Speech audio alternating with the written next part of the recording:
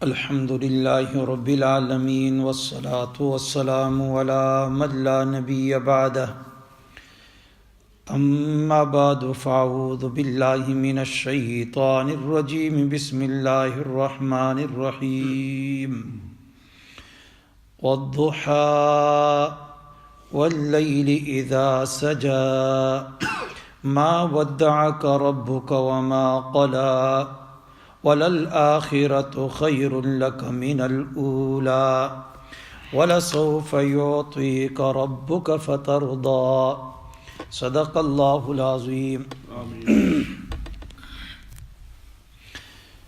میرے نہایت قابل قدر مسلمان بھائیوں اور میرے بزرگوں، آپ حضرات کے سامنے سورہ الضحیٰ کی ابتدائی آیات تلاوت کی ہیں. رب العالمین سے دعا ہے کہ اللہ رب العالمین صحیح بات کہنے کی توفیق عطا فرمائے اور رب العالمین ہم سب مسلمانوں کو صحیح معنوں میں قرآن و سنت کی سمجھ اور اس کے اوپر عمل کی توفیق عنایت فرما دے. سورہ الضحیٰ یہ حضور صلی اللہ علیہ وسلم جب مکہ مکرمہ میں تھے تو اس زمانے میں یہ سورت اتری ہے، نازل ہوئی. اس کی کل 11 آیتیں ہیں اور 40 الفاظ ہیں اور 192 اس کے حروف ہیں. اس سورت کا نام الضحیٰ یہ رکھا گیا ہے. اس کی پہلی آیت جو ہے والضحیٰ، اس سے یہ ماخوذ ہے، اس سے نام لیا گیا ہے.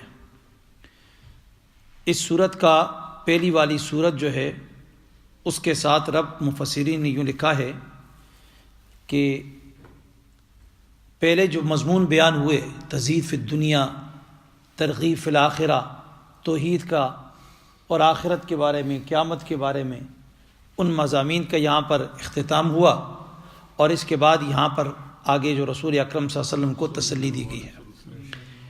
اس صورت کے اندر نبی اکرم صلی اللہ علیہ وسلم کے لیے تسلی ہے اور کفار کو جواب دیا گیا ہے کہ جو رسول اکرم صلی اللہ علیہ وسلم کے بارے میں بعض ایسی باتیں کہتے ہیں جن کی تفصیل آگے آ رہی ہے تو اس کا جواب ہوگا. پہلی والی صورتیں اس میں نبی اکرم صلی اللہ علیہ وسلم کی مفسرین نے لکھا کہ رسالت کو ثابت کیا گیا اور یہ بتایا گیا کہ ایمان کا دار و مدار آخرت کے اوپر یقین کے، آخرت کے اوپر یقین پر ہے. اگر آخرت کے اوپر انسان کا ایمان اور یقین نہیں ہے تو اس کا ایمان قابل قبول نہیں ہے. اس صورت میں نبی اکرم صلی اللہ علیہ وسلم کے اوپر جو خصوصی انعامات ہیں ان انعامات کا ذکر ہے. آپ صلی اللہ علیہ وسلم چونکہ اللہ کے آخری پیغمبر ہیں اور آپ سے جتنے پہلے پیغمبر آئے ان تمام پیغمبروں کو رب العالمین نے سب سے بہتر اپنے زمانے کے لوگوں سے بنایا. محمد رسول اللہ صلی اللہ علیہ وسلم آئے تو اللہ رب العالمین نے ان کو ساری کائنات، انبیاء اور رسل سب سے افضل بنایا. انبیاء اور رسل کو اللہ تعالیٰ نے سب سے اچھے اخلاق سے مزین کیا ان کی زندگیوں کو. تو یہاں اس صورت کے اندر بھی رسول اکرم صلی اللہ علیہ وسلم کو جن اخلاق سے متصف کیا ان کو اخلاق کا ذکر یہاں اس صورت کے اندر ہوگا. یہاں مفسرین نے ایک دوسری بات بھی لکھی ہے کہ پہلی جو سورت تھی، سورت اس کا نام تھا اللیل. لیل کا معنی ہوتا ہے رات، اور اس سورت کا نام ہے الضحیٰ، دن، روشن. اب اس سورت کی ابتدا کی واللیل سے اور اس سورت کی ابتدا کی ہے والضحیٰ سے. تو مفسرین نے یہاں نقطے کی بات لکھی، سورہ واللیل کے اندر آخر میں حضرت ابو بکر صدیق رضی اللہ تعالیٰ عنہ کے اخلاق حسنہ کو بیان کیا گیا تھا. آپ کے مقام اور مرتبہ کو بیان کیا اور آپ کے تقوی، جو صفت اللہ تعالیٰ نے آپ کو دی تھی، اس تقوی کی صفت کو بیان کیا گیا. اور واللیل سے اس کو کیوں شروع کیا؟ اشارہ اس بات کی طرف ہے کہ ابتدا کے اندر ابو بکر صدیق رضی اللہ تعالیٰ عنہ کی جو زندگی گزری، وہ زندگی جو تھی زمانہ جاہلیت والی اس دور کے اندر گزری، اور وہ تاریک زندگی تھی. لیکن جو ہی آپ اسلام میں داخل ہوئے تو اسلام میں داخل ہوتے آپ کی زندگی کے اندر ایک روشنی آئی، اور روشنی آئی اور روشنی پھیلتے پھیلتے یہاں تک پہنچی، فرمایا کہ وہ سیجنبہ الاتقی، سیجنبہ یعنی اس جہنم کی آگ سے ہم بچا دیں گے اتقی جو سب سے زیادہ متقی اور پرہیزگار ہے، اور فرمایا وَلَسَوْفَ يَرْضَى، وَلَسَوْفَ يَرْضَى، ان قریب اللہ رب العالمین اس کو دے گا، وہ انعامات دے گا کہ جس کے ذریعے سے یہ راضی ہو جائے گا، راضی ہو جائے گا۔ تو فرمایا رفتہ رفتہ ان کی زندگی کے اندر انقلاب آیا، تاریکی چھٹتی گئی اور روشنی آتی گئی۔ اور یہاں پر قسم کھائی رب العالمین نے دن کی پہلے، کیونکہ اس صورت کے اندر نبی اکرم صلی اللہ علیہ وسلم کی ذات مبارکہ کے اوصاف کو بیان کیا جا رہا ہے، آپ کی صفات کو سورہ والضحیٰ میں بیان کیا جا رہا ہے، کیونکہ رسول اکرم صلی اللہ علیہ وسلم کی زندگی ابتدا ہی سے اللہ رب العالمین کی نگہبانی میں تھی، اور آپ کو رب العالمین نے بچا کے ہر چیز سے محفوظ کر کے رکھا، گویا اول سے آخر تک آپ کی زندگی روشن تھی، اخلاق جمیلہ سے مزین تھی، اور آپ کی زندگی پوری واضح تھی اس بات کے اوپر کہ آپ کے اوپر کوئی انگلی نہیں اٹھا سکتا، اس لیے آپ کی زندگی روشن، دن کی طرح روشن تھی۔ اس لیے فرمایا والضحیٰ، قسم ہے چڑھتے دن کی۔ سورہ والضحیٰ جو ہے اس کی ابتدائی آیتیں یہ والضحیٰ واللیل اذا سجا ما ودعک ربک وما قلی، ان آیتوں کے شان نزول کے اندر مفسرین نے لکھا ہے، بخاری شریف کے اندر روایت آتی ہے، مسلم کے اندر بھی، کہ رسول اکرم صلی اللہ علیہ وسلم کچھ دن بیمار ہو گئے تو آپ صلی اللہ علیہ وسلم نماز کے لیے نہ اٹھ سکے، ایک دور آتے ہیں نماز کے لیے نہ اٹھ سکے، تو ایک عورت محمد صلی اللہ علیہ وسلم کے بارے میں کہنے لگی کہ لگتا ہے کہ محمد تمہارے شیطان نے تم کو چھوڑ دیا، الیاذ باللہ، تم کو تمہارے شیطان نے چھوڑ دیا، الیاذ باللہ۔ اس پر یہ آیتیں نازل ہوئیں، اور امام بغوی رحمۃ اللہ علیہ نے لکھا ہے کہ یہ جو عورت تھی جس کے بارے میں یہاں ذکر ہے، فرمایا یہ عورت ام جمیل، یہ ابو لہب کی بیوی تھی، جس کے بارے میں آیتیں نازل ہوئی وَامْرَأَتُهُ حَمَّالَةَ الْحَطَبِ، یہ آیتیں جس کے بارے میں نازل ہوئی، تو کہا یہ ابو لہب کی بیوی تھی جس نے یہ کہا تھا، اور پھر اللہ رب العالمین نے یہ آیتیں نازل کی وَالضُّحَىٰ وَاللَّيْلِ اِذَا سَجَىٰ مَا وَدَّعَكَ رَبُّكَ وَمَا قَلَىٰ۔ اور دوسرا مفسرین نے یہ بھی لکھا کہ کچھ دنوں کے لیے وحی کا سلسلہ آنا بند ہو گیا، جو یہ سلسلہ بند ہوا تو بعض لوگ جو تھے انہوں نے رسول اکرم صلی اللہ علیہ وسلم کے بارے میں کہا کہ ان کو تو ان کے رب نے چھوڑ دیا ہے، ان کو ان کے رب نے چھوڑ دیا، تو اب ان کے پاس کوئی وحی نہیں آئے گی۔ اور ابو لہب کی بیوی کے بارے میں ایک دوسرا روایت اس طرح آتی ہے کہ کچھ دنوں کے لیے فرمایا رسول اللہ علیہ وسلم کے اوپر وحی نہ آئی، تو ابو لہب کی بیوی ام جمیل نے کہا یہ نظر آتا ہے کہ تیرے ساتھی نے تجھے چھوڑ دیا، بعض روایت میں کہ آپ کے شیطان نے آپ کو چھوڑ دیا، اور دوسری روایت میں آپ کے ساتھی نے تجھے چھوڑ دیا، وہ تجھ سے نفرت کرنے لگ گیا، تو اللہ رب العالمین نے فرمایا وَالضُّحَىٰ وَاللَّيْلِ اِذَا سَجَىٰ مَا وَدَّعَكَ رَبُّكَ وَمَا قَلَىٰ۔ اور ایک دوسری روایت میں آتا ہے کہ سعید ابن منصور انہوں نے فرمایا، حضرت جدنب رضی اللہ عنہ کی روایت سے وہ بیان فرماتے ہیں کہ رسول اکرم صلی اللہ علیہ وسلم کے پاس جبرائیل علیہ الصلوۃ والسلام کچھ عرصے کے لیے نہ آئے، دیر ہو گئی نہیں آئے، تو جب نہ آئے تو مشرکوں نے کہا کہ حضور صلی اللہ علیہ وسلم کو ان کے ساتھی نے چھوڑ دیا، اس کے ساتھی نے چھوڑ دیا۔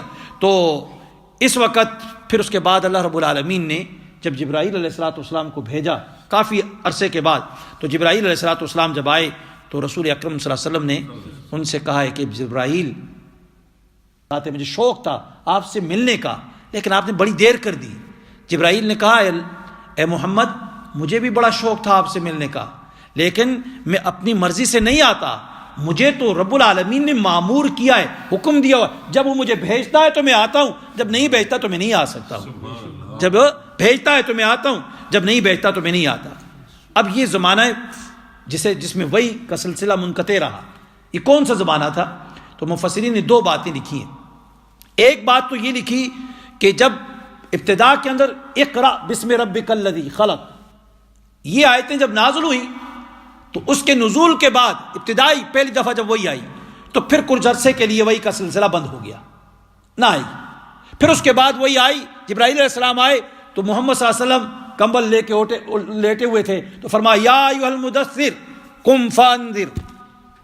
تو فرمایا ایک تو یہ، اور دوسرا مفسرین نے فرمایا کہ جب حضور صلی اللہ علیہ وسلم کے پاس کچھ یہودی آئے اور یہودی آئے تو انہوں نے سوال کیا کہ قیامت روح کے بارے میں پوچھا، ذوالقرنین کے بارے میں پوچھا، تو یہ سوالات کیے تو آپ صلی اللہ علیہ وسلم نے انشاءاللہ نہ کہا، رہ گیا، انسان تھے رہ گیا.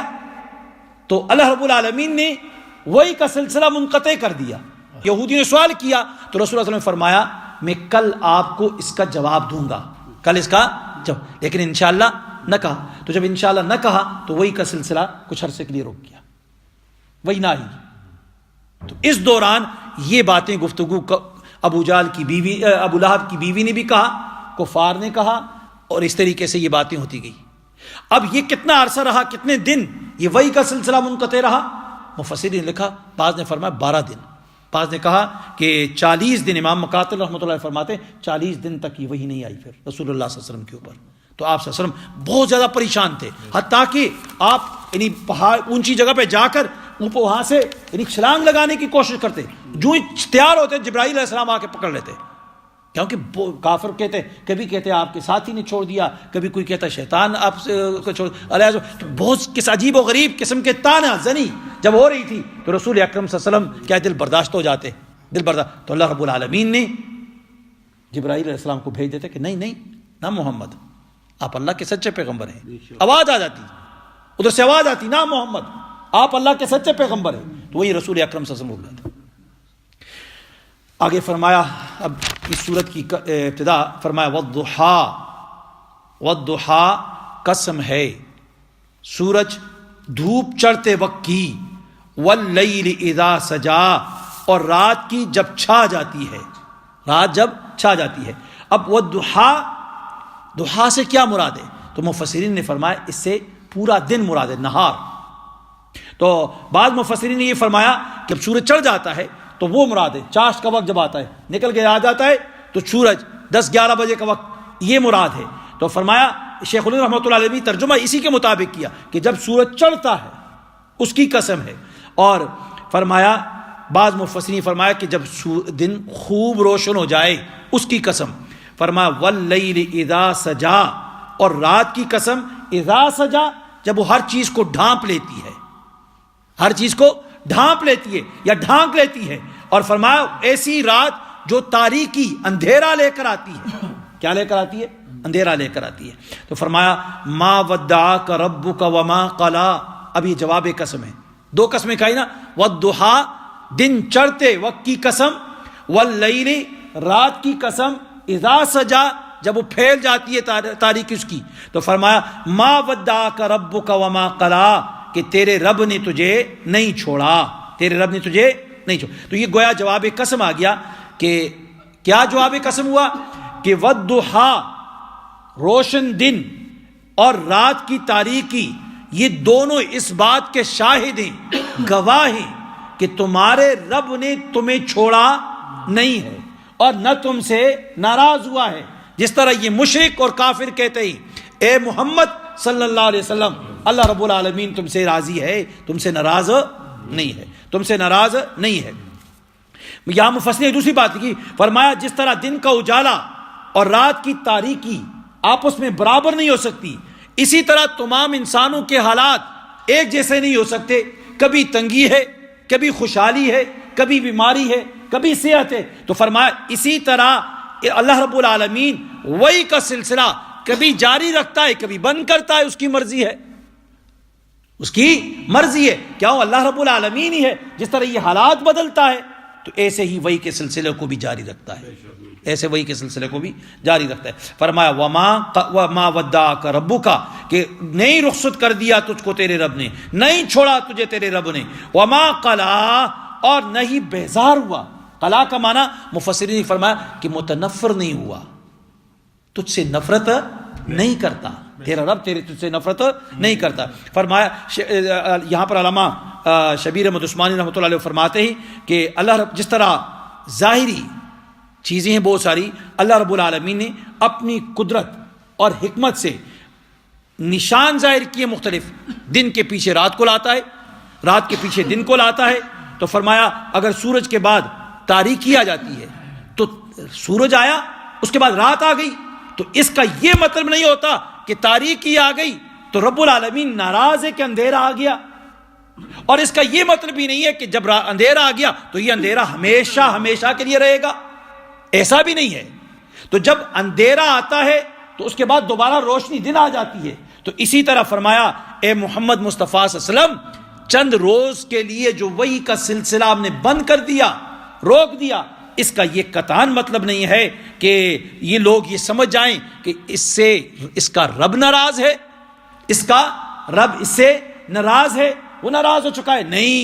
نہیں، اس کا رب اس سے راضی ہے، اس کا رب اس سے راضی ہے. فرمایا وَلَلْآخِرَةُ خَيْرٌ لَكَ مِنَ الْأُولَى. اب آگے مزید تسلی دی اے محمد مصطفیٰ صلی اللہ علیہ وسلم وَلَلْآخِرَةُ البتہ آپ کا پچھلا من الاولا پہلے سے یہ بہتر ہے. پچھلا جو ہے پہلے سے بہتر ہے. کیا مطلب ہوا؟ مفسرین نے اس کے دو مطلب بیان فرمائے. ایک فرمایا کہ دنیا کے اوپر اس کو اگر محمول کر دیا جائے، کہ دنیا کے اوپر اگر معمول کیا جائے تو اس کا مطلب یہ ہوگا کہ دنیا کے اندر ابتدا کے اندر جو آپ کے اوپر تکالیف آ رہی ہیں، مشکلات آ رہی ہیں، آپ کے ساتھیوں کو مارا جا رہا ہے، آپ کے اوپر گندگیاں ڈالی جا رہی ہیں، آپ کے راستے میں کانٹے بچھائے جا رہے ہیں، فرمایا یہ ابتدائی زمانہ ہے. اس کے بعد جو وقت آنے والا ہے وہ وقت جو ہے اس سے بہتر ہے، اس میں سکون ہوگا، اس میں آرام ہوگا، اور آپ کے لیے بہتر ہوگی. آپ کے لیے کیا ہوگا؟ بہتری. اور اگر آخرت کے اعتبار سے لیا جائے تو فرمایا اس کا مطلب یہ لیا جائے کہ وَلَلْآخِرَةُ خَيْرٌ لَكَ مِنَ الْأُولَى. آخرت جو ہے یہ بہتر ہے آپ کے لیے. اولا سے مراد دنیا، کہ دنیا سے آخرت بہتر ہے. آخرت جو ملے گی آپ کو یہ دنیا سے بہت بہتر ہوگی. آپ کو جنت جو رب العالمین عطا کرے گا اس جنت سارے کے ساری دنیا کے سے بہتر جنت وہ ہوگی.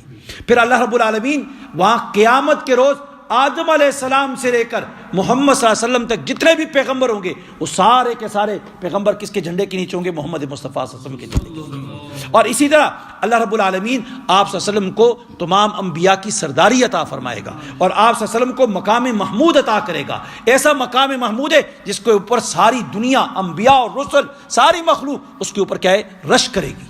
فرمایا آپ کو حوض کوثر عطا کیا جائے گا، حوض کوثر عطا کیا جائے گا. اور فرمایا آپ کی امت کو ہم معدون کا لقب دیا جائے گا، اور آپ صلی اللہ علیہ وسلم کی امت جو ہے فرمایا سابقہ جو امت ہیں اس کے اوپر گواہ بنے گی، اور آپ کی امت جو ہوگی یہ شاہد ہوگی، گواہی دے گی سابقہ امتوں کے اوپر.